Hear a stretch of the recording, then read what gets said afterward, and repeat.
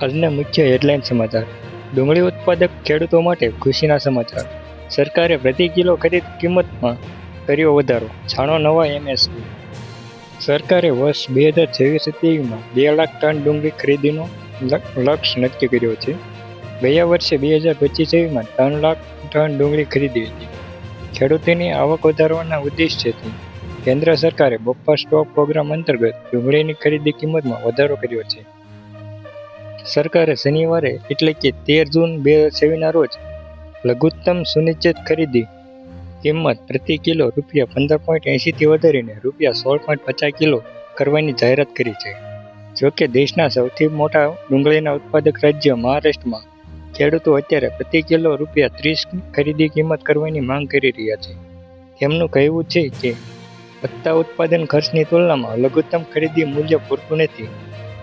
કેન્દ્રીય ખાદ્ય અને ગ્રાહક બાબતોના પ્રધાન પ્રહલાદ જોશીએ ગુરુવારે ગ્રાહક બાબતોના વિભાગના અધિકારીઓ સાથે બેઠક યોજી હતી. બેઠકમાં ડુંગળીની ખરીદી લગતી વ્યવસ્થા મજબૂત કરવા તથા ખેડૂતોને વધારે સારું મૂલ્ય પૂરું કરવા અંગે ચર્ચા કરવામાં આવી હતી. શુક્રવારે સોશિયલ મીડિયા પર આ અંગે માહિતી આપતા પ્રધાને જણાવ્યું હતું કે મંડીઓમાં પ્રચલિત કિંમતો તથા સંગ્રહ યોગ્ય ડુંગળીની ગુણવત્તાને ધ્યાનમાં રાખી લઘુત્તમ સંચિત ખરીદી મૂલ્યને વધારીને ₹1650 પ્રતિ ક્વિન્ટલ કરવામાં આવ્યું છે.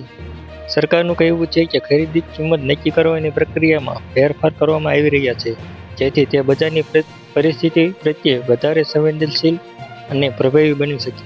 આ અંગે કેન્દ્ર સરકારે ખેડૂતોના હિતોનું રક્ષણ કરવા તથા બજારની સ્થિતિને જોતા ખરીદીની કિંમતને પ્રતિ કિલો ₹12.70થી વધારીને પ્રતિ કિલો ₹15.80 કરી હતી. વર્તમાન સિઝન માટે ડુંગળીની સરકારી ખરીદી 15 મેથી શરૂ થઈ ગઈ છે.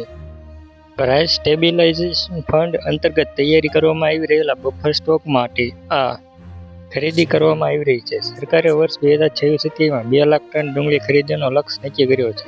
ગયા વર્ષે 2025-27માં 3 લાખ ડુંગળી ખરીદી હતી.